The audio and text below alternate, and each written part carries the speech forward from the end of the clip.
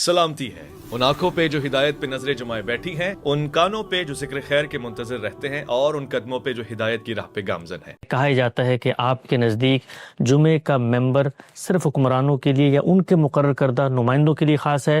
آپ علماء اکرام کا جمعے کا خطبہ دینا اس کو درست نہیں سمجھتے، یہاں تک آپ نے کہا کہ یہ پرانے زمانوں کے انداز میں ہائی ٹریزن تھا۔ اور دوسری بات، غیر مسلم ممالک جہاں پر مسلم اکثریتی حکومتیں نہیں ہیں، وہاں پر جمعے کے انعقاد کو آپ لازم نہیں سمجھتے۔ آپ کا پورا موقف کیا اب تک سامنے نہیں آ سکا۔ میں چاہتا ہوں اس نشست میں حسب سابق ہم سب سے پہلے آپ کی رائے جانیں، کہتے کیا ہیں آپ، استدلال کیا ہے؟ یہ بھی بالکل وہی معاملہ ہے جو تراویح کی نماز کے باب میں زیر بحث آیا ہے۔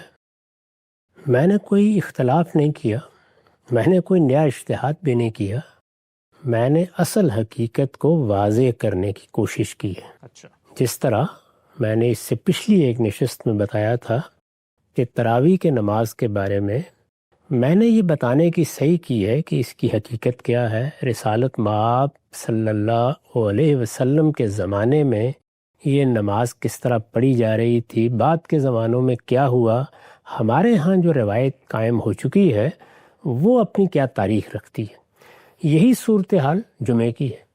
چنانچہ میں پہلے آپ کو یہ بتاتا ہوں کہ میں نے اپنی کتاب میزان میں جمعے کو کس طرح بیان کیا ہے۔ اچھا، یہ ظاہر ہے کہ ایک ایسی نماز ہے جس کا ذکر قرآن میں بھی ہے، جس کو ایک سنت کے طور پر جاری کیا گیا ہے۔ اس کی بڑی غیر معمولی اہمیت ہے۔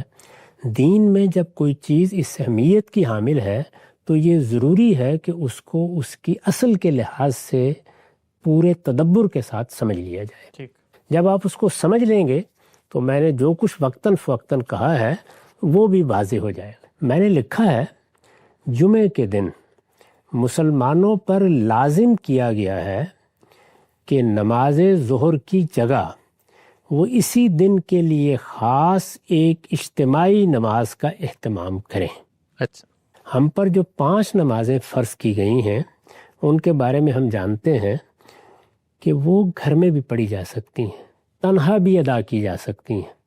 یہ بالکل صحیح ہے کہ اگر معبد قریب ہے یا چند لوگ جمع ہیں تو اسی بات کی ترغیب دی گئی ہے اور اس کو بہت باعث اجر قرار دیا گیا ہے کہ ہم وہ نماز جماعت کے ساتھ پڑھیں، ہم معبد میں جا کر پڑھیں۔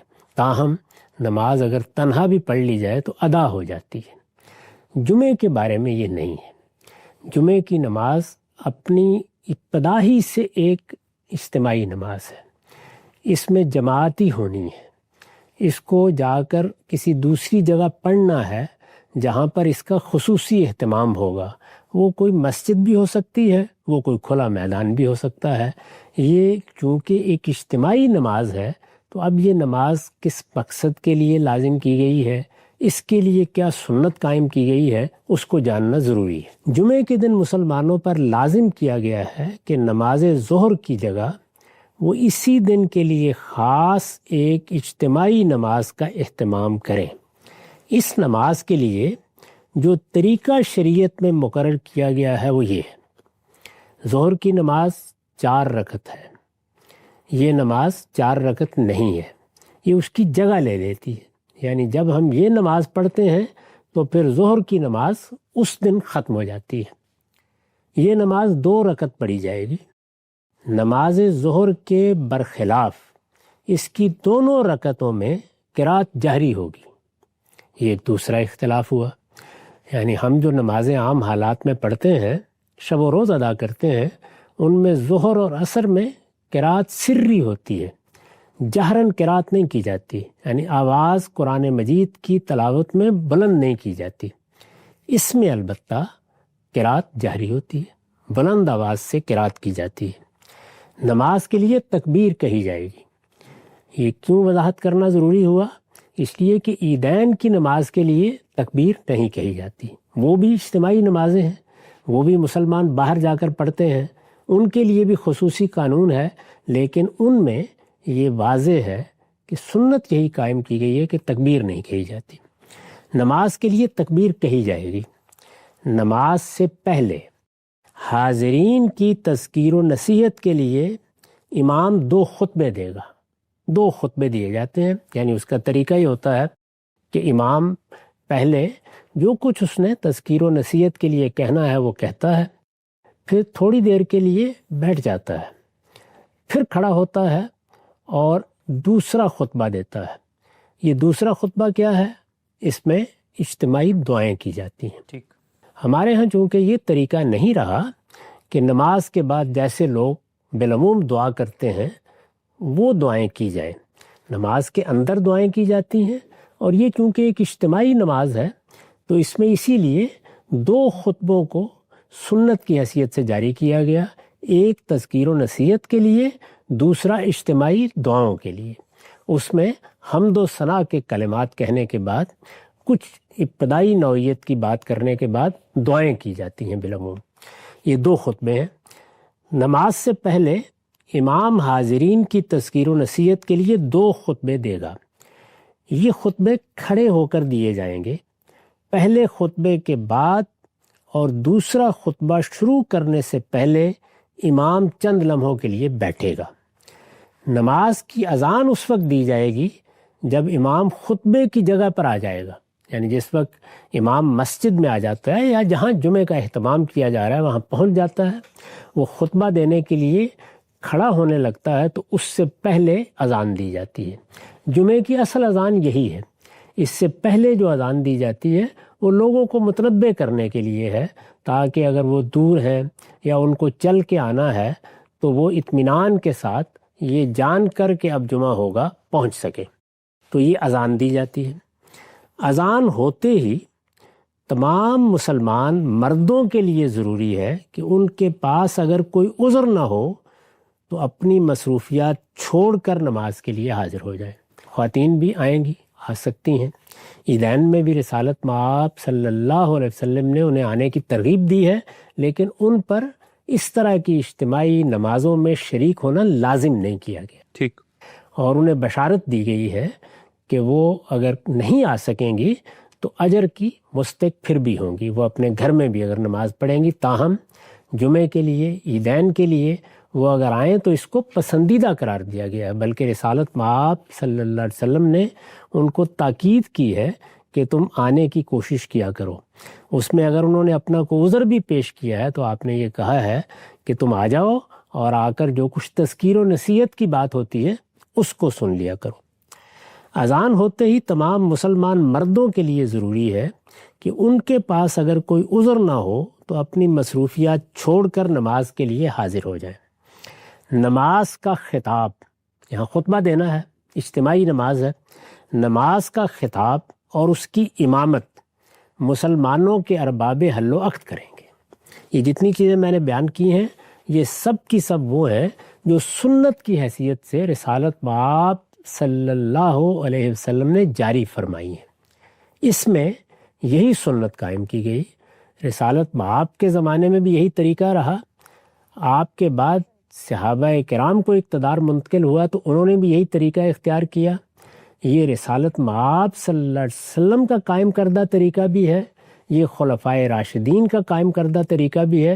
اس کے بعد بھی صدیوں تک اس کا اہتمام ہوتا رہا کہ مسلمانوں کے ارباب حل و عقد آئیں گے، وہ امامت کرائیں گے اور اس کا خطبہ بھی وہی دیں گے۔ ارباب حل و عقد خود آئیں گے یا اپنے کسی نائب کو، اپنے کسی نمائندے کو بھیجیں گے۔ نماز کا خطاب اور اس کی امامت مسلمانوں کے ارباب حل و عقد کریں گے، یعنی وہ لوگ جنہوں نے ان کی سیاسی ذمہ داریاں سنبھال رکھی ہیں، جن کے پاس ان کا اقتدار ہے، جو نظم اجتماعی کے ذمہ دار بنائے گئے ہیں، یا اگر قرآن کی تعبیر مستعار لیں تو جو ان کے اولوالامر ہیں۔ نماز کا خطاب اور اس کی امامت مسلمانوں کے ارباب حل و عقد کریں گے، اور یہ صرف انہی مقامات پر ادا کی جائے گی، یہ صرف انہی مقامات پر ادا کی جائے گی جو ان کی طرف سے اس نماز کی جماعت کے لیے مقرر کیے جائیں گے۔ یعنی میں یا آپ اٹھ کر جمعے کی امامت کے لیے نہیں کھڑے ہو سکتے، میں یا آپ اٹھ کر یہ فیصلہ نہیں کر سکتے کہ ہم فلاں جگہ پر جمعہ پڑھیں گے۔ شب و روز کی 5 نمازوں کے معاملے میں یہ فیصلہ ہم ہی کرتے ہیں، بلکہ اگر کسی محلے میں مسجد بنانی ہے تو وہ بھی ہم ہی فیصلہ کرتے ہیں۔ لیکن جمعے کے معاملے میں جو سنت قائم کی گئی وہ یہ تھی کہ یہ فیصلہ ارباب حل و عقد کریں گے کہاں کہاں جمعہ ہونا ہے۔ اس میں چونکہ ان کی طرف سے اہتمام کیا جانا ہے، ان کی طرف سے خطبے کی ذمہ داری کسی نے ادا کرنی ہے، ان کی طرف سے کسی نے امامت کے لیے آنا ہے، اور یہ ایک بڑا اجتماع بھی ہے۔ اس میں بہت سی چیزیں نظم و نسق کے حوالے سے بھی زیر بحث آ سکتی ہیں، اس لیے یہ ان کی ذمہ داری ہے کہ وہ اس کی جگہ مقرر کریں، اور جہاں وہ خود یا ان کا کوئی نمائندہ اس کی امامت کے لیے موجود ہوگا، یعنی دونوں چیزوں کو دیکھا جائے گا۔ ایک یہ کہ انہوں نے حالات کے لحاظ سے، انہوں نے اپنی سلطنت کے مختلف حصوں کے لحاظ سے، انہوں نے شہروں اور دیہات کے لحاظ سے، انہوں نے لوگوں کی سہولت کے لحاظ سے کون سی جگہ مقرر کی ہے جہاں جمعہ ادا کیا جائے گا، اور یہ کہ ان کی طرف سے کیا وہاں حاضری ہو سکے گی، یہ چونکہ ان کی ذمہ داری ہے تو اس تمام معاملے میں انہی کو فیصلہ بھی کرنا ہے۔ یہ بھی سنت قائم کی گئی۔ قرآن میں اس نماز کا ذکر اس طرح ہوا ہے، یہ نماز اپنی اہمیت کے لحاظ سے قرآن مجید میں بھی زیر بحث آ گئی ہے۔ اس میں مسلمانوں سے کوتاہی ہوئی، رسالت مآب صلی اللہ علیہ وسلم خطبہ دے رہے تھے، کوتاہی ہوئی تو قرآن مجید میں ذکر بھی ہوا، تاکید بھی کی گئی، اور یہ بتایا گیا کہ اس اجتماعی نماز کی کتنی اہمیت ہے۔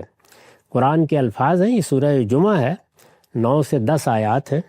یا ایھا الذین آمنوا اذا نودی للصلاۃ من یوم الجمعۃ فاسعوا الی ذکر اللہ وذروا البیع ذالکم خیر لکم ان کنتم تعلمون فاذا قضیت الصلاۃ فانتشروا فی الارض وابتغوا من فضل اللہ واذکروا اللہ کثیرا لعلکم تفلحون۔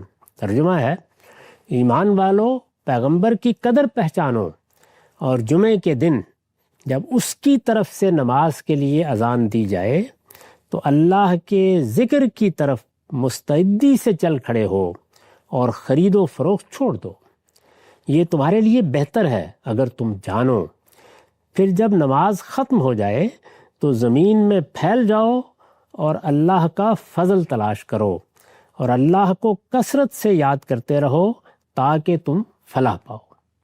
یہ اس نماز کے بارے میں قانون ہے۔ میں نے عرض کیا کہ میں نے اس میں وہ چیزیں بیان نہیں کی جو اخبار احاد میں آئی ہیں اور جن میں رسالت مآب صلی اللہ علیہ وسلم نے اس کی اہمیت واضح کی ہے، یا اس کے بارے میں کسی چیز پر توجہ دلائی ہے، یا اس کے بعض آداب بتائے ہیں۔ وہ ضروری چیزیں جو رسالت مآب صلی اللہ علیہ وسلم نے اختیار فرمائی، سنت کے طور پر ان کو جاری کیا، اور جن کے بارے میں یہ کہا جا سکتا ہے کہ یہ گویا نماز جمعہ کو ادا کرنے کا وہ طریقہ ہے جو شارع نے مقرر کر دیا ہے۔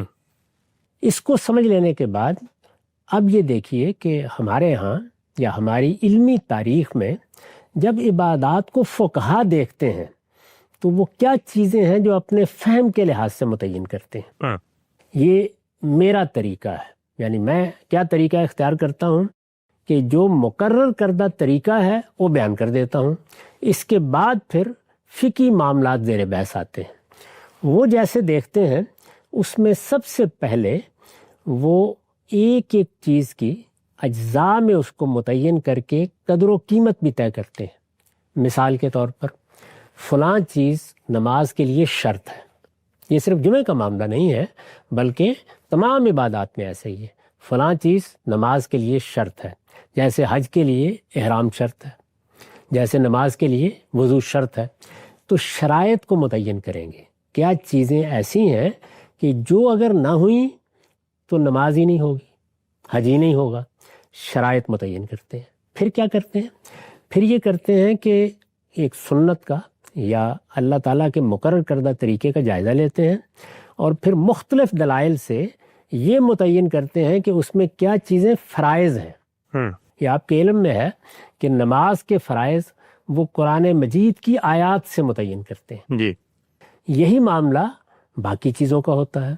احناف کے یہاں ایک خاص تعبیر ہے واجب کی، جی، چنانچہ اس کا بھی ایک مقام ہے، وہ واجبات طے کرتے ہیں۔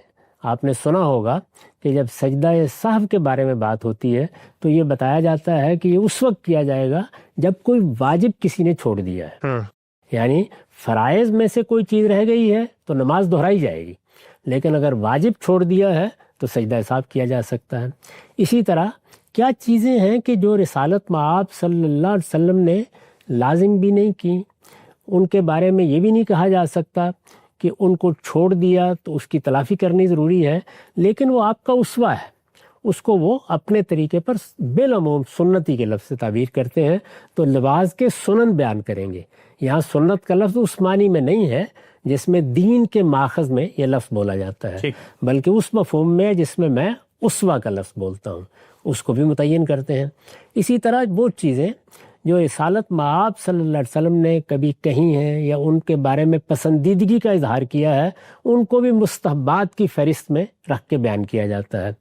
یہ ان کا طریقہ ہے. ظاہر ہے کہ وہ جمعے کو بھی ایسے ہی دیکھیں گے. جب وہ جمعے کو اس طریقے سے دیکھتے ہیں تو اس میں چند سوالات پیدا ہوتے ہیں. ان میں سے 2 سوالات ایسے ہیں جو بڑی اہمیت اختیار کر گئے. میں نے یہاں پر جو عبارت آپ کو سنائی ہے اس کو ذرا پھر سنیے، میں نے اس کو کس طرح دیکھا ہے اور فقہا کیسے دیکھتے ہیں. میں نے لکھا ہے اور میں یہ سنا چکا ہوں، دہرا رہا ہوں تاکہ بات واضح ہو جائے. نماز کا خطاب اور اس کی امامت مسلمانوں کے ارباب حل وقت کریں گے، اور یہ صرف انہی مقامات پر ادا کی جائے گی جو ان کی طرف سے اس نماز کی جماعت کے لیے مقرر کیے جائیں گے، اور جہاں وہ خود یا ان کا کوئی نمائندہ اس کی امامت کے لیے موجود ہوگا. یہ 2 باتیں میں نے اس طرح بیان کی ہیں. یعنی ارباب حل وقت مسلمانوں کے اولوالامر وہ طے کریں گے کہ کس جگہ نماز پڑھی جائے گی. وہ کسی گاؤں میں طے کر دیں، وہ کسی بڑے علاقے میں طے کر دیں، وہ اسے شہروں تک محدود کر دیں. وہ اصل میں انتظامی ضرورتوں کو سامنے رکھ کر، چونکہ یہ نماز ان کے اہتمام میں ادا ہونی ہے، وہ طے کریں گے. اس سے یہ بحث پیدا ہوئی فقہا کے ہاں کہ وہ جگہ کیا ہونی چاہیے. چنانچہ اس کو مصر جامع سے تعبیر کیا جاتا ہے. اچھا، اس پر بڑی بحثیں آپ کو ملیں گی کہ جمعہ مصر جامع میں ادا ہوگا. اب یہ کہ مصر جامع کیا ہے، اس کی تعریف کیا ہے، یعنی اس میں پھر آپ یہ دیکھتے ہیں کہ بہت اختلافات ہیں. یعنی آپ دیکھتے چلے جائیں، مالکیہ کو دیکھیں، آپ شوافے کو دیکھیں، آپ احناف کو دیکھیں، وہ یہ طے کرنے کی کوشش کرتے ہیں. میں نے اس معاملے میں یہ بتایا ہے کہ یہاں استدلال میں غلطی ہو رہی ہے. یہ چونکہ ارباب حل وقت سے متعلق نماز ہے، ان کو حالات دیکھ کر طے کرنا ہے کہ کہاں ہونی چاہیے، تو اس سے وہ مسئلہ ختم ہو جاتا ہے. یعنی فقہا میرے کے ہاں وہ اجتہاد مسئلہ ہی نہیں ہے، لیکن وہ جس جگہ سے معاملے کو دیکھتے ہیں، خود طے جیسے کرنا انہوں نے نماز کے فرائض کو جس طرح طے کرنے کی صحیح کی ہے، وہ جب دیکھتے ہیں تو ان کے لیے یہ کوئی واضح بات سامنے نہیں آتی کہ پھر بعض جگہوں پر حضور نے جمعے کا انعقاد نہیں کرنے دیا، خلفائے راشدین نے بھی نہیں کرنے دیا، ان کے زمانے میں ایک عمومی طریقہ بھی رہا ہے. پھر یہ مصر جامع کون سا ہے؟ 40 لوگ ہونے چاہیے، 30 لوگ ہونے چاہیے، وہاں کیا ہونا چاہیے، کیا نہیں ہونا چاہیے، کیا کوئی بازار ہونا چاہیے.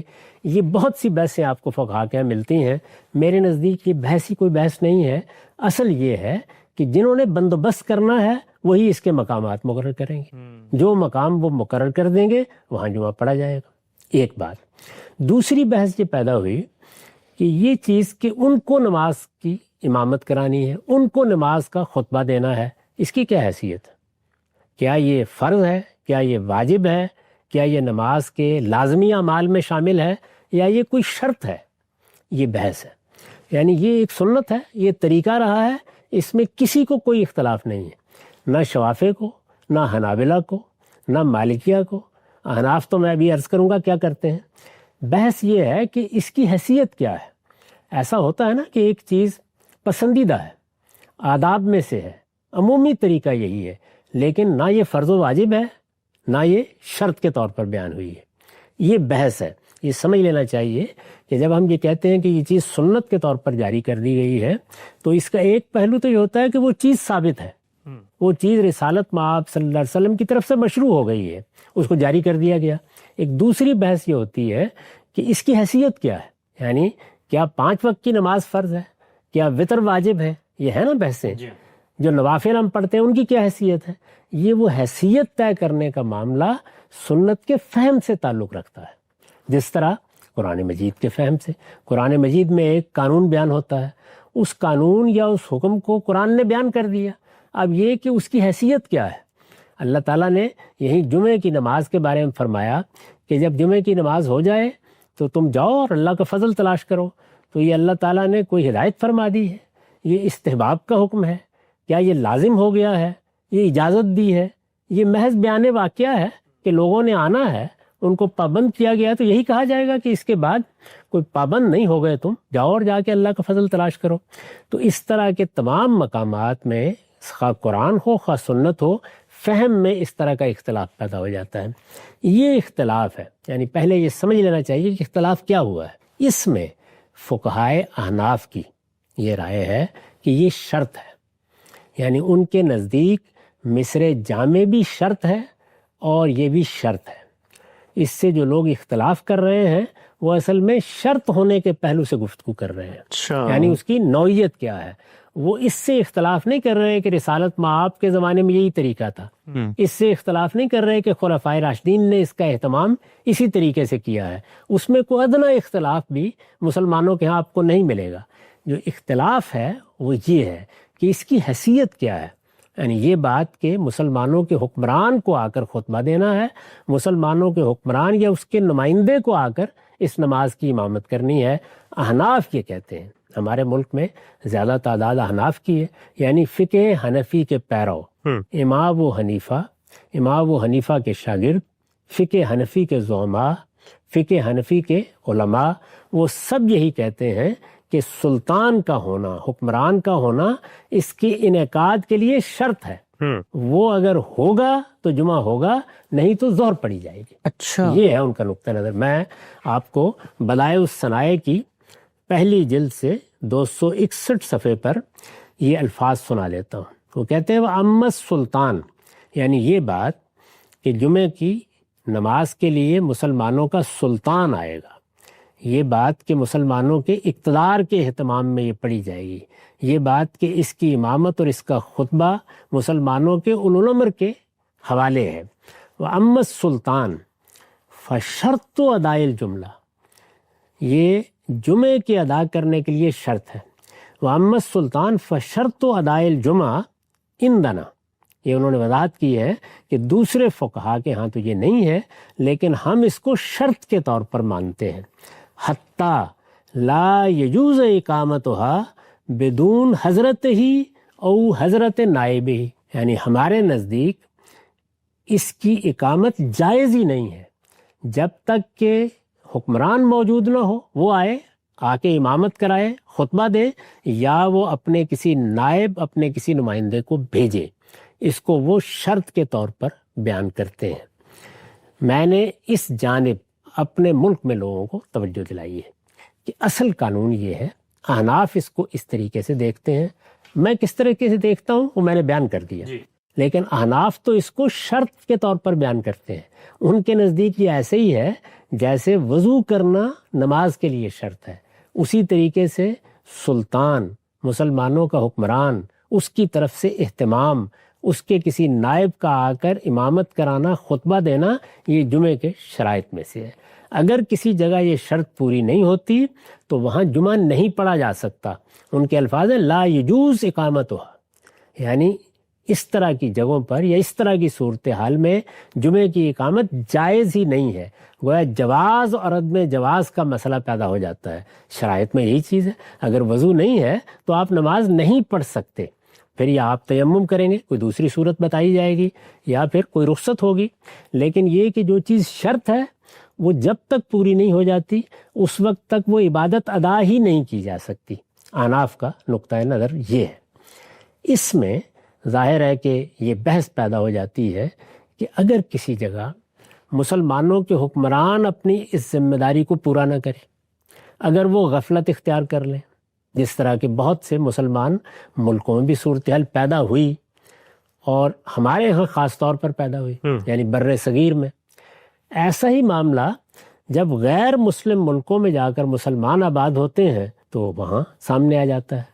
یعنی ان ملکوں میں مسلمانوں کی حکومت ہی نہیں ہے، وہاں کسی کے غفلت یا کسی کے تساہل اختیار کرنے کا بھی سوال نہیں ہے، غیر مسلموں پر جمعہ فرض نہیں کیا گیا، تو وہاں کیا ہوگا؟ یعنی مسلمان ظہر ہی پڑھیں گے یا وہ جمعے کا اہتمام کر سکتے ہیں؟ یہ مسئلہ ہے جس کا تعلق اجتہاد سے ہے۔ جمعے کے موضوع پر گفتگو کا آغاز کیا، اس موضوع کو آگے بڑھاتے ہیں۔ ہم سب بہت شکریہ آپ کے وقت کا۔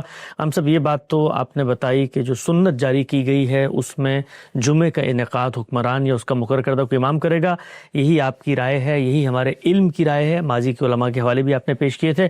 آگے بڑھاتے ہیں سلسلہ گفتگو کو۔ پھر اس کے بعد یہ جو دونوں اطلاقی معاملات ہیں، میں جاننا چاہتا ہوں اس میں آپ نے جو اجتہادی رائے دی ہے کہ اگر مسلمانوں کا مقرر کردہ امام نہیں ہوتا تو پھر کیا علماء کو اجازت ہے وہاں پر جمعہ پڑھانے کی، اور ساتھ ساتھ جن ممالک میں مسلمان موجود ہیں لیکن حکومت مسلمانوں کی نہیں ہے وہاں پر جمعہ لازم نہیں ہے، یہ معاملات کیسے پیش آئے اور اس میں آپ کے اجتہاد کی بنیاد کیا ہے؟ یہ معلوم ہے کہ جب رسالت مآب صلی اللہ علیہ وسلم کے بعد مسلمانوں کا نظم اجتماعی قائم ہوا تو یہ نظم اجتماعی صدیوں تک انہی اصولوں پر رہا ہے جو دین کے معاملے میں قائم کر دیے گئے تھے۔ ہمارے ہاں خلفائے راشدین کا زمانہ ہو، بنو امیہ کا زمانہ ہو، بنو عباس کا زمانہ ہو، یہی روایت رہی، اور یہ روایت ظاہر ہے کہ خود رسالت مآب صلی اللہ علیہ وسلم کی قائم کردہ تھی۔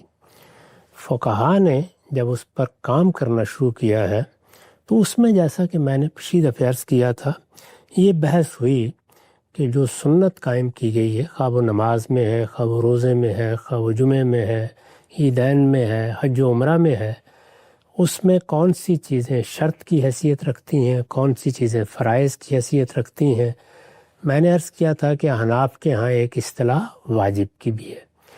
اسی طریقے سے ہماری فقہ میں وہ چیزیں طے کی جاتی ہیں۔ اس میں اگر آپ غور کریں تو ایک نتیجہ یہ بھی نکلتا ہے کہ جب کسی چیز کے بارے میں بعض فقہا یہ رائے قائم کر لیتے ہیں کہ یہ کوئی شرط کی نوعیت کی چیز نہیں ہے، یہ فرض ہے یا واجب ہے، تو وہ اس کے لحاظ سے پھر معاملہ بھی کرتے ہیں۔ احناف کا نقطہ نظر کیا ہے وہ میں نے واضح کر دیا تھا، وہ اس کو ہمیشہ سے شرط مانتے رہے ہیں، وہ اس وقت بھی شرط ہی مانتے ہیں، ان کے اس نقطہ نظر میں کوئی تبدیلی نہیں آئی۔ یہ سوال پیدا ہوا کہ مسلمانوں کے حکمران اگر یہ ذمہ داری انجام دینے کے لیے تیار نہیں ہیں، ظاہر ہے کہ حکمرانوں کے اطوار میں، ان کے کام کرنے کے طریقوں میں وقت کے ساتھ انحطاط بھی آتا ہے، انحرافات بھی پیدا ہوتے ہیں۔ یہ ایک بڑی ذمہ داری ہے، اور یہ صرف ذمہ داری نہیں ہے بلکہ یہ حکمران کو ایک ایسی جگہ لا کر کھڑا کر دیتی ہے جہاں وہ فی الواقع عوام کے سامنے جواب دہ ہو جاتا ہے۔ یعنی اس میں جواب دہی کا پہلو بھی بڑا غیر معمولی ہے، اور خود لوگوں کے ساتھ مل کے اجتماعی طور پر اپنی بندگی کے اظہار کا پہلو بھی بڑا غیر معمولی ہے۔ یہ تو اس کے اندر چھپے ہوئے مقاصد ہیں، وہ مضمرات ہیں جن کو سامنے رکھ کر یہ سنت قائم کی گئی ہے۔ لیکن اگر حکمران اس درجے کے مسلمان نہ رہیں، یا اپنے اسلام کے بارے میں اس طرح متنبع نہ رہیں، یا اپنی ذمہ داریوں کے بارے میں ایسے حساس نہ رہیں جس طرح کے مختلف جگہوں پر ہوا ہے، تو پھر کیا کیا جائے؟ ایک یہ سوال تھا۔ پھر یہ کہ جہاں مسلمانوں کی حکمرانی قائم نہیں رہی پچھلے 200 سال میں، تو مسلمان اس صورتحال سے بھی دوچار ہوئے کہ ان کے بہت سے علاقوں پر مغربی قوموں نے آ کر اپنی حکومتیں قائم کر لیں، ان کی بادشاہتیں ختم ہو گئیں، ان کے حکمران ختم ہو گئے۔ یہ صورتحال جہاں پیدا ہوئی وہاں ظاہر ہے کہ وہی سوال جس کا میں نے ابھی ذکر کیا زیادہ سنگینی کے ساتھ سامنے آ جاتا ہے۔ ایسی ہی صورتحال ہم اس وقت بھی دیکھتے ہیں، یعنی اگرچہ مسلمانوں کو مختلف جگہوں پر اقتدار حاصل ہوا ہے، لیکن اس انقطاع نے ان کے شعور کو بھی بہت حد تک متاثر کیا ہے، ان کی فکر کو بھی بہت حد تک متاثر کیا ہے، اور چونکہ علماء یہ ذمہ داری سنبھال چکے ہیں تو اس وجہ سے علماء بھی اس درجے میں اس کے بارے میں اب توجہ دلانے کی جگہ پر نہیں کھڑے ہوتے۔ یہی زمانہ ہے جس میں بڑے پیمانے پر مسلمان دوسرے ملکوں میں بھی گئے ہیں۔ ہجرت تو ہمیشہ ہوتی رہی ہے، لیکن جہاں 10 20 15 لوگ ہیں وہاں یہ سوال اس طرح پیدا نہیں ہوتا تھا۔ اب یہ ہے کہ پوری آبادیاں، آپ بر صغیری کو دیکھ لیجئے، وہاں ظاہر ہے کہ ہندو اکثریت کی حکومت بھارت میں قائم ہے، اس کے تحت مسلمان رہ رہے ہیں لیکن کروڑوں کی تعداد میں ہیں۔ تو کروڑوں کی تعداد میں مسلمان اب ایک ملک میں رہ رہے ہیں، وہاں پہلے سے ان کی مسجدیں موجود ہیں، ان کے ہاں کچھ روایتیں بھی قائم ہیں، ان کو کیا کرنا چاہیے؟ یہ میرے نزدیک وہ مسئلہ ہے جو مسلمانوں کو مختلف وجوہ سے پیش آیا. وہ وجوہ میں نے عرض کر دی ہے. یعنی کسی جگہ حکمرانوں کے ہاں انحراف، تغافل، سستی پیدا ہوئی، اور کسی جگہ پر حکمرانی نہیں رہی، اور وہ بھی کہ ہجرت کے نتیجے میں اب مسلمان دنیا کے بہت سے ملکوں میں ہزاروں لاکھوں کی تعداد میں موجود ہے. امریکہ میں دیکھ لیں، یورپ میں دیکھ لیں، بہت سے ملکوں میں تو اب اتنی بڑی تعداد ہے کہ اس کو ایک طرح سے ریاست کے نظم میں بھی دخل انداز ہونے کے مواقع مل رہے ہیں. اس صورتحال میں کیا ہونا چاہیے؟ یہ سوال ہمارے سامنے بھی ہے، یہ سوال ماضی میں بھی سامنے آیا ہے. علماء فقہاء اس پر گفتگو بھی کرتے رہے ہیں. اس میں میرے نزدیک جو صحیح اصول ہے وہ وہی ہے کہ جس وقت دین کے کسی حکم پر اس کے حدود و شرائط کے ساتھ اس کے بارے میں اللہ تعالیٰ نے یا اللہ کے پیغمبر نے جو قاعدے مقرر کیے ہیں انہیں ملحوظ رکھتے ہوئے عمل کرنا ممکن نہ رہے تو کیا کرنا چاہیے؟ ایک جواب یہ ہوگا کہ پھر وہ کام ہی چھوڑ دیں. جیسے کہ مثال کے طور پر نماز کے لیے وضو شرط ہے، پانی میسر نہیں رہا، تو دین نے ہمیں جو تعلیم دی وہ یہ تھی کہ اس طرح کی صورتحال اگر عبادات کے معاملے میں پیدا ہو جائے، اس لیے کہ عبادات بندگی کا اظہار ہے، بندہ اس میں اپنے پروردگار کے سامنے اپنی عبدیت کو ظاہر کرتا ہے. یہ خود اس پروردگار کی طرف سے مقرر کردہ طریقے ہیں جن سے ہم اپنی بندگی کا اظہار کرتے ہیں. اس طرح کی صورتحال میں اس کو ترجیح دی جائے کہ کسی کمتر صورت کا لحاظ کرتے ہوئے وہی عبادت انجام پا جائے. تو نماز میں دیکھیے خود اللہ تعالیٰ نے رہنمائی فرمائی کہ اس طرح کی صورتحال پیدا ہو جائے تو اگرچہ وضو شرط ہے، یعنی عام حالات میں وضو کی نوعیت بھی وہی ہے، بالکل اس کے بغیر نماز نہیں پڑھی جا سکتی، لیکن اجازت ہی نہیں دی گئی بلکہ ایک طریقہ مقرر کر دیا گیا کہ تیمم کر کے اس طریقے سے نماز پڑھ لی جائے. پھر اس میں صرف یہی نہیں ہے کہ جب ہمیں محض وضو کی ضرورت ہوتی ہے اس وقت تیمم کر لیں، اس سے آگے جب غسل واجب ہوتا ہے اس وقت بھی اجازت دے دی گئی کہ تیمم کر کے نماز پڑھ لی جائے. اسی قاعدے کو سامنے رکھ کر لوگوں کے ذہن میں یہ خیال پیدا ہوا کہ اب اگر یہ صورت نہیں ہے تو پھر کیا اس اصول کو ملحوظ نہیں رکھنا چاہیے کہ حکمران ہیں کیا؟ حکمران در حقیقت مسلمانوں کے نمائندے ہیں. ٹھیک، مسلمانوں نے ان کو مقرر کیا ہے. یہ بات قرآن سے بھی واضح ہوتی ہے کہ وہ حکمران کا نام لے کے احکام نہیں دیتا، وہ مسلمانوں کی جماعت کو احکام دیتا ہے. مسلمانوں کی جماعت کے افراد بحیثیت ایک امت کے اس کے مخاطب ہوتے ہیں، یا ایک قوم کے کہہ لیجئے مخاطب ہوتے ہیں. جب وہ مخاطب ہوتے ہیں تو پھر ہم اس سے یہ نتیجہ نکالتے ہیں کہ اب اگر اس جماعت کا، اس قوم کا، اس امت کا کوئی نظم اجتماعی ہے تو اس کے ذمہ دار، اس کے ارباب حل وقت وہ اس کے مسئول ہو جائیں گے. جمعے کا معاملہ بھی بالکل ایسا ہی ہے. یعنی مسلمان جب ایک امت کی حیثیت سے اپنی الگ حیثیت متعین کر لیتے ہیں تو خود رسول اللہ کا عمل یہ بتا رہا ہے کہ آپ نے جمعے کا حکم دے دیا. جیسے کہ ہجرت ہوئی تو ابھی جا کر آپ نے باقاعدہ وہاں نظم حکومت قائم نہیں کیا تھا، لیکن آپ نے لوگوں سے یہ کہا کہ وہ جمعے کا اہتمام کریں.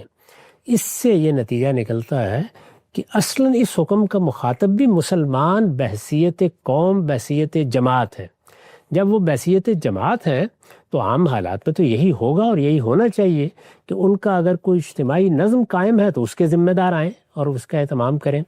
اگر وہ لوگ یہ ذمہ داری انجام نہیں دے رہے یا وہ موجود نہیں رہے تو مسلمان بحیثیت جماعت اس کا اہتمام کریں. اچھا، انہیں یہ کرنا چاہیے تاکہ ایک نماز جو اجتماعی نماز ہے، جو مسلمانوں کو مسجد کے ساتھ باقاعدہ متعلق کرتی ہے، اس لیے کہ وہ گھر میں پڑھی ہی نہیں جا سکتی، اس میں معبد اور مسجد یہ مسلمانوں کے لیے کم سے کم ہفتے میں ایک دن ان کی اجتماعیت کا مرکز بن جاتا ہے. تو اس وجہ سے اصل حکم کے مخاطب کی حیثیت سے ان کے فیصلے کو قبول کر لیا جائے اس معاملے میں. یعنی کمیونٹی، مسلمانوں کی جماعت وہ فیصلہ کر لے کہ کیا اس کا انعقاد ہونا ہے. اگر اس کا انعقاد ہونا ہے تو اس کی جگہ بھی وہ متعین کر دے گی، اور اپنی طرف سے جیسے حکمران کو یہ حق تھا کہ وہ اپنا نمائندہ مقرر کرے، اسی طرح مسلمانوں کی جماعت بھی یہ کام کر لے گی.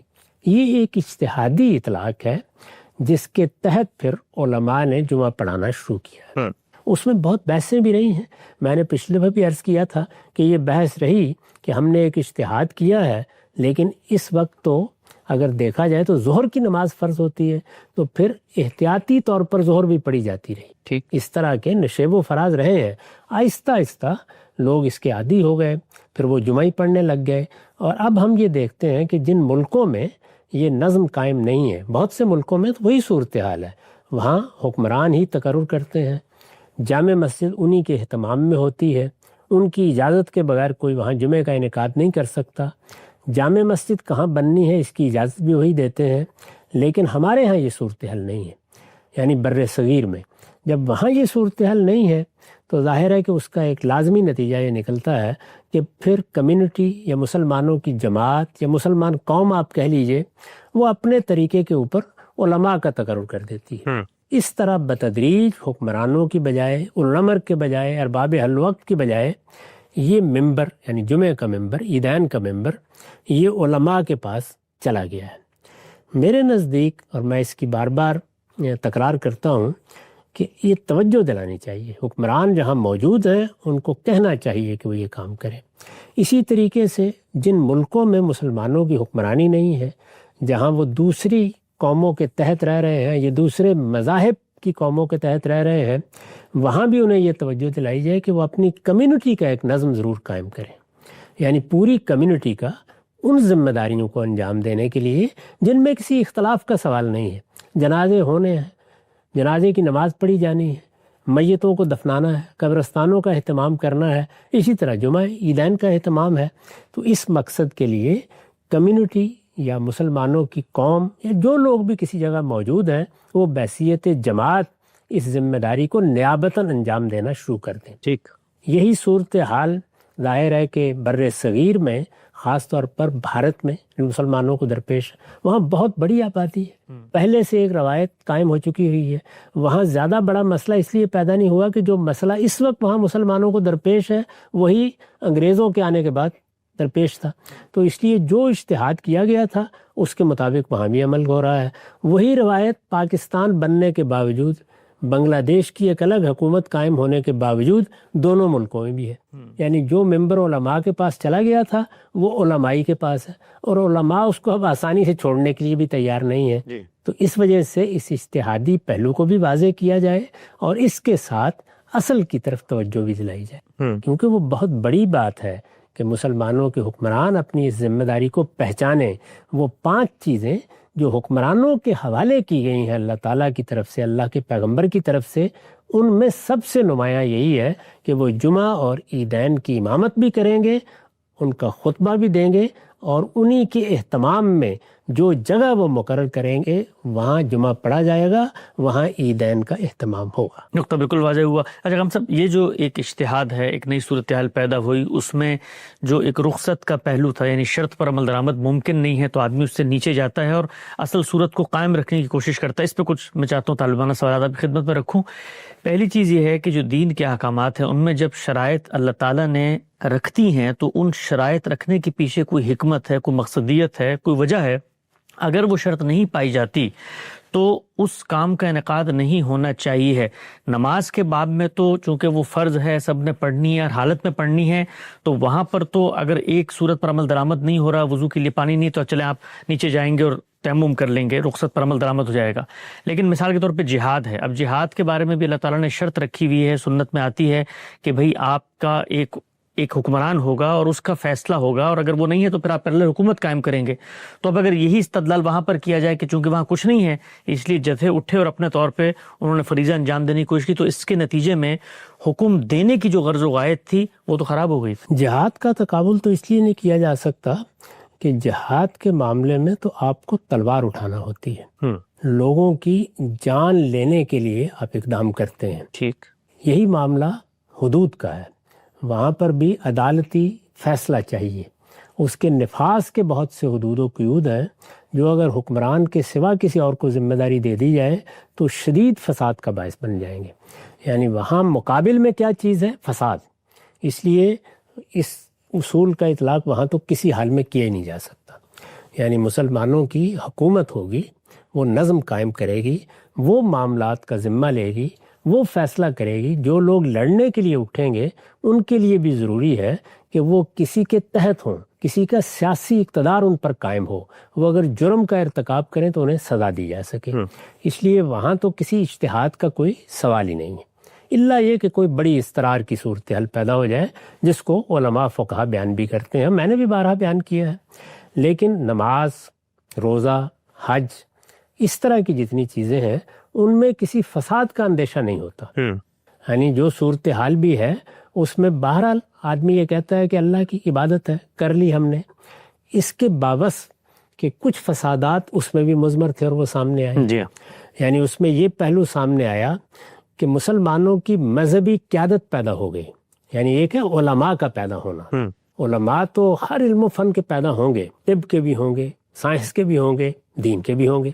علماء کا وجود یہ تو سوسائٹی کی ناگزیر ضرورت ہے، بلکہ انسانیت کی ناگزیر ضرورت ہے، کیونکہ اللہ تعالیٰ نے علم کے معاملے میں قاعدہ یہی رکھا ہے کہ اس میں کچھ معلم ہوں گے، کچھ متعلم ہوں گے۔ ٹھیک۔ لیکن اس جمعے کے ممبر کے علماء کے پاس جانے سے جو ایک فساد کا پہلو نمودار ہوا کسی درجے میں، وہ یہ تھا کہ مسلمانوں کی سیاسی قیادت کے مقابل میں مذہبی قیادت پیدا ہو گئی، اور صرف پیدا نہیں ہوئی بلکہ اس کو اس مسجد اور اس ممبر کی وجہ سے اور اس نماز کی وجہ سے ایک خاص طرح کا اثر و اقتدار بھی حاصل ہوا۔ ٹھیک۔ اس سے مذہبی قیادت اور سیاسی قیادت کی کشمکش وجود میں آئی ہے۔ تو یہ پہلو بہرحال ایسا ہے کہ جو غور و فکر پر متوجہ کرتا ہے۔ ٹھیک۔ تو میں نے یہ عرض کیا کہ اجتہاد کی بنیاد یہ تھی، یعنی اس میں اصول یہ رکھا گیا ہے۔ اس میں ظاہر ہے کہ یہ سوال ہو سکتا ہے کہ کیا یہ بہتر نہ تھا کہ مسلمان اس کا اہتمام نہ کرتے؟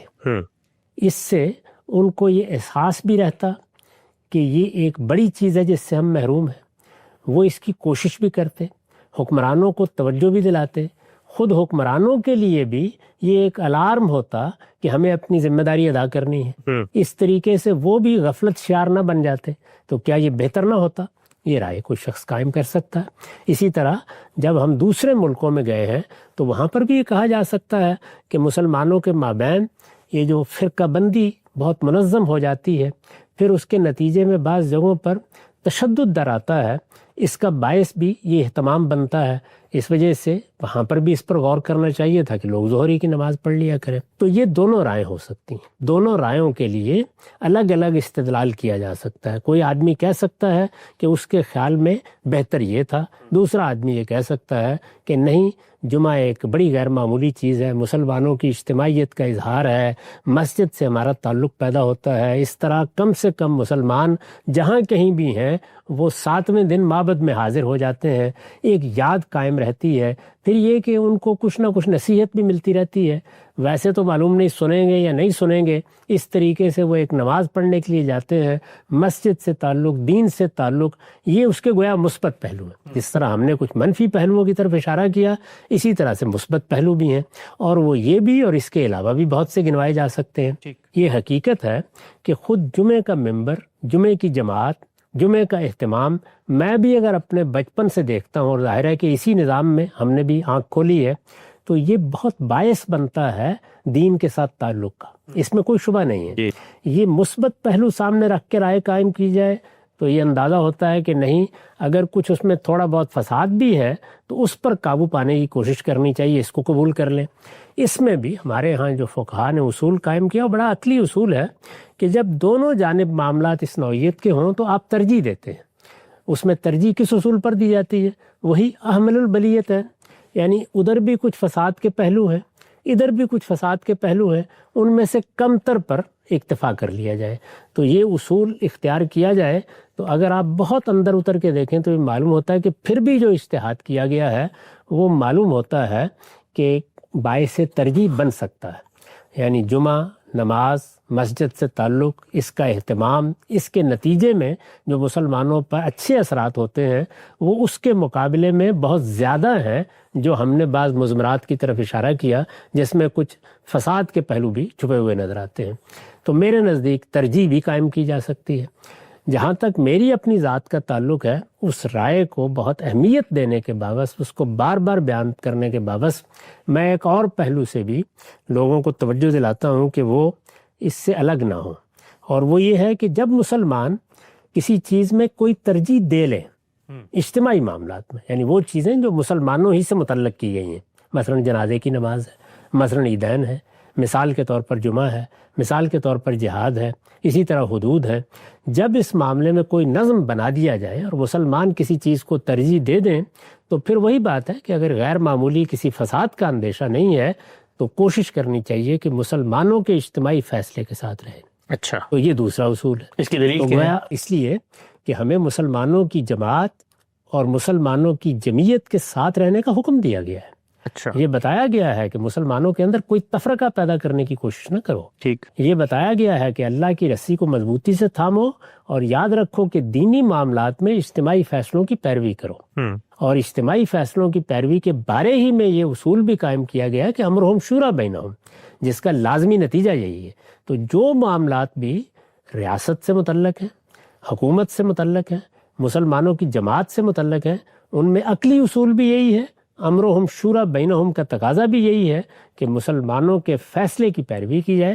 اس سے اگر ادنا درجے میں بھی کوئی اختلاف ہے یا بڑا اختلاف بھی ہے تو اس اختلاف کا اظہار کر کیا جائے، اس کے بارے میں دلائل دیں آپ، لیکن یہ کہ مسلمانوں کے نظم سے الگ ہو کر اپنے آپ کو جماعت سے الگ کر لینا، یہ اللہ تعالیٰ کے دین میں کسی لحاظ سے بھی قابل قبول نہیں ہے۔ اس میں جب باقاعدہ نظم ہوتا ہے تو وہاں تو رسالت مآب صلی اللہ علیہ وسلم نے فرمایا ہے کہ اگر مسلمانوں کے اجتماعی فیصلوں سے الگ ہو کے کھڑے ہو جاؤ گے تو ماتمیتتاً جاہلیہ۔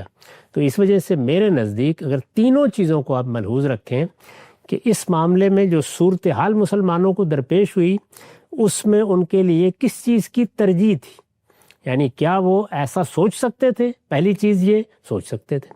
دوسرے یہ کہ ترجیح کس چیز کی تھی؟ ترجیح اسی وقت دینے کا سوال پیدا ہوتا ہے جب دلائل دونوں جانب موجود ہوں۔ تو ترجیح کس بات کی تھی؟ اور اگر ترجیح میں ایک فیصلہ مسلمانوں نے کر لیا ہے اور میں یا آپ اس سے اگر کوئی مختلف رائے بھی رکھتے ہیں، یعنی اگر فیصلہ کرنے کے موقع پر رائے لی جاتی تو ہو سکتا ہے کہ آپ یا میں یا کوئی دوسرا شخص یہ رائے دیتا کہ بہتر ہے کہ ظہری کی نماز پڑھ لی جائے، یہ اختلاف ہو سکتا تھا۔ لیکن جب مسلمانوں نے عالمی سطح پر یہ فیصلہ کر لیا تو پھر اس فیصلے کے ساتھ ہی رہنا چاہیے، یہی دین کا حکم ہے، یہی رسالت مآب صلی اللہ علیہ وسلم کی ہدایات کا تقاضا ہے۔ نقطہ بالکل واضح ہو گیا۔ ہم سب تین بنیادی سوالات میں چاہتا ہوں ان کی بھی وضاحت سامنے آ جائے۔ نماز چونکہ ایک دینی فریضہ ہے تو اس کے بارے میں حکم بھی متعین ہے، فرض نمازیں یہ ہیں۔ آپ نے خود جہاں پر مسلمانوں کو حکومت کو یا ریاست کو جو اختیارات دیے گئے ہیں ان میں یہ لکھا ہے کہ جمعے کا اہتمام کیا جائے گا اور اگر حکمران بلاتا ہے تو پھر جمعے پہ جانا بھی ہے۔ اب یہاں پر تو حکمران موجود نہیں ہے، ایک کمتر صورت ہے، اس سے نیچے کی صورت ہے، تو عام مسلمانوں کے لیے حکم کیا ہے اگر حکمران یا ان کا مقرر کردہ امام جمعہ کا انعقاد نہیں کر رہا اور اجتہادی رائے کے نتیجے میں جمعہ منعقد ہو رہا ہے تو اب کیا مسلمان پر جمعے میں شرکت واجب ہے، لازم ہے یا نفل ہے؟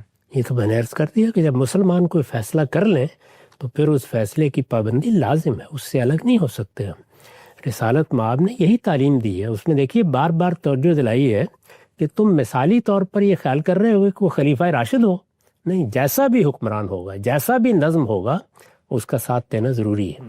تو مسلمان جب نظم اجتماعی کے قائم مقام کے طور پر فیصلے کرتے ہیں تو اصل میں اسی کی جگہ پر ہوتے ہیں، تو اس لیے میرے نزدیک لازم ہے کہ مسلمان جمعہ پڑھیں۔ ٹھیک ہے، آگے بڑھاتے ہیں سلسلہ گفتگو کو۔ اچھا ہم جب حنفیوں کی تو آپ نے رائے بتائی تھی کہ ان کے شرط ہے حکمران یا ان کا مقرر کردہ امام، جمعے کی بنیادی شرائط میں سے بعض آثار و روایات سے استدلال کر کے دیگر مکاتب فکر یہ کہتے ہیں کہ خود رسالت مآب صلی اللہ علیہ وسلم نے جمعے کا انعقاد ریاست کے بننے سے پہلے شروع کر دیا تھا۔ مدینے کی طرف جب وفود بھیجے ہیں تو کہا جاتا ہے مصعب بن عمیر تھے، انہوں نے وہاں پہلے جا کر انصار کو دین کی تعلیم دینا شروع کی اور پھر اس کے بعد رسالت مآب صلی اللہ علیہ وسلم کی آمد سے پہلے وہاں جمعے کا انعقاد ہو گیا۔ تو پھر سوال یہ ہے کہ اگر ریاست یا اس کا حکمران اور اس کا مقرر کردہ امام شرط ہے تو مدینے کے اندر تو ریاست بنی نہیں تھی اور اللہ کے پیغمبر نے جمعے کا انعقاد کروا دیا۔ اسی کے ذیل میں پھر یہ سوال کرنا چاہیے کہ رسالت مآب صلی اللہ علیہ وسلم تو مکے میں موجود تھے، وہاں پر ایک باقاعدہ جگہ مقرر کی گئی تھی جہاں مل کے نماز بھی پڑھی جاتی تھی جی، تو اگر عام جماعتیں ہو سکتی تھی تو جمعہ کیوں نہیں منعقد کیا گیا؟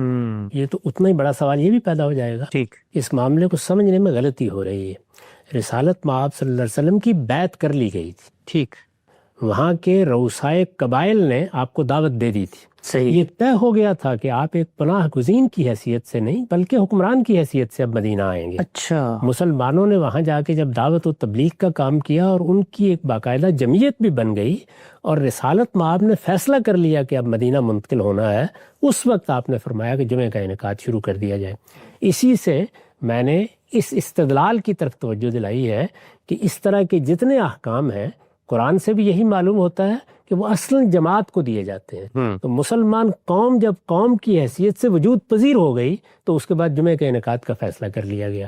اس سے ہمیں یہ روشنی بھی ملتی ہے کہ اگر کسی جگہ حکمران نہیں ہے، اپنی ذمہ داری پوری نہیں کر رہا، اور مسلمان اپنی اجتماعی حیثیت میں اس پوزیشن میں ہے کہ وہ اپنے فیصلے کر سکیں، تو ان کو چاہیے کہ وہ جمعہ اور عیدین کا اہتمام کریں. نقطہ بالکل واضح ہو گیا. ہم سب آخری سوال اس ضمن میں، جس وقت یہ صورتحال تھی کہ مسلمانوں کی حکومت کا خاتمہ ہو گیا، اب علماء نے اجتہاد کیا، بڑے صغیر کی مثال لے لیتے ہیں، لیکن اب مسلمانوں کی وہاں حکومت ہے، اکثریت ہے، پاکستان بن گیا.